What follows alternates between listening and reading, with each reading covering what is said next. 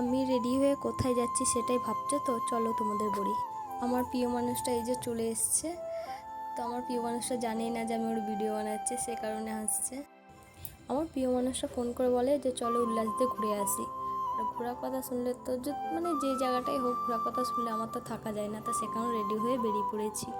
এখানে এসে দেখছি কত ভিড় আছে, আজকে যে রবিবার না। আমার প্রিয় মানুষটাকে বললাম যে আমার জন্য মোমো নিয়ে এসো, তো এই যে নিয়ে এসছে আমার মোমো। তো মোমোটা দেখো, আমার প্রিয় মানুষটাকে ফার্স্টে খাওয়ালাম, ওকে খাইয়ে জিজ্ঞাসা করছিলাম যে টেস্টটা কেমন হয়েছে, তো বললো ভালো। তো ও তো তারপরেই আবার সেউ চাট নিল।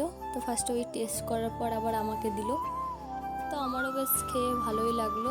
তো তোমরা একবার সেউ চাটটা দেখো যে কেমন বানিয়েছে। তারপরেই আবার চিকেন পকোড়া খেতে চলে গেছি। তো 6 পিস 50 টাকায় ছিল। তারপর মানে খেতে খেতে গল্প করতে করতে এতটাই রাত হয়ে গেছে, আমি আর আমার প্রিয় মানুষটা বুঝতেই পারিনি। দেখো কতটা ফাঁকা হয়ে গেছে রোড, সবাই দোকান গুটিয়ে বাড়ি যাচ্ছে। তো আমাদেরও খাওয়া শেষ হয়ে গেছে, আমি আমার প্রিয় মানুষটা বাড়ি যাচ্ছি। তো তোমরাও কে কে উল্লাস আসো কমেন্টে বলবে অবশ্যই।